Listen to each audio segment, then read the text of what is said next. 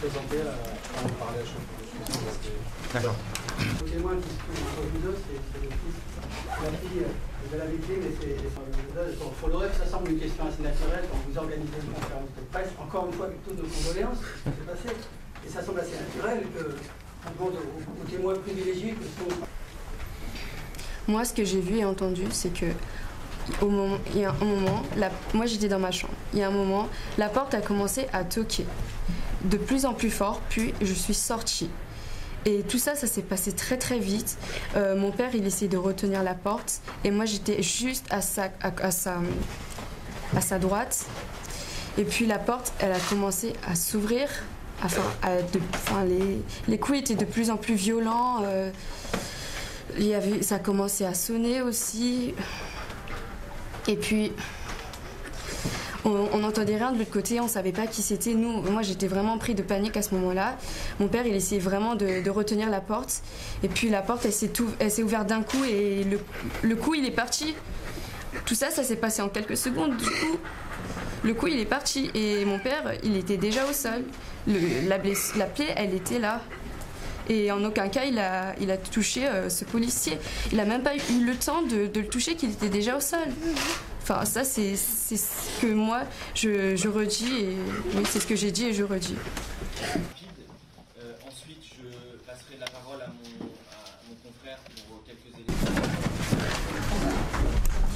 Nous sommes toujours choqués par ce qui s'est passé. Nous sommes toujours dans l'incompréhension. Ce soir-là, c'était un dimanche normal pour nous. On allait reprendre chacun nos cours. Certains allaient passer leur brevet blanc, d'autres leur bac blanc. Et moi, j'allais continuer mes cours de master. Mais ce soir-là, notre vie a été bouleversée. Pour l'instant, on est toujours incapable de mener une vie normale. On est toujours dans l'incompréhension. On ne sait pas pourquoi les policiers ont tiré sur notre père. On ne comprend toujours pas.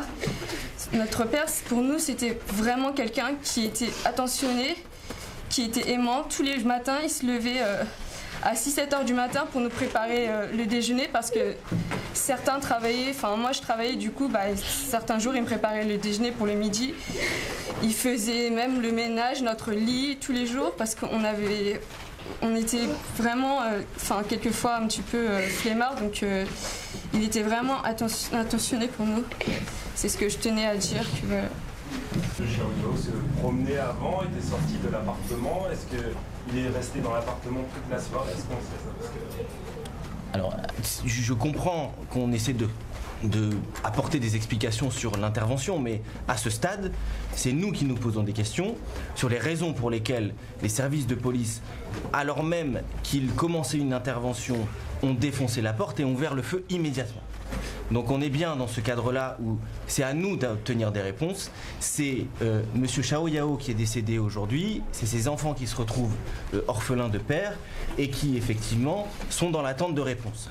L'enquête va avancer, on espère avoir des éléments d'éclaircissement, mais à ce stade, encore une fois, on reste dans l'incompréhension. Et bref, pour qu'on puisse nous poursuivre après auprès du parquet.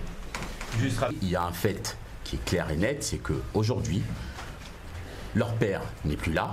On a une famille qui a perdu son pilier.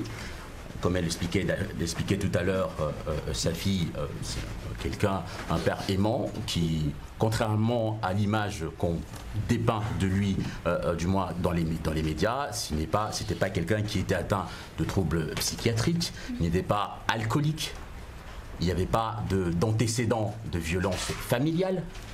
Bon, du moins à ce jour, voilà les éléments que nous avons. Mon confrère a dit tout à l'heure que l'enquête se poursuivait en Ile-de-France.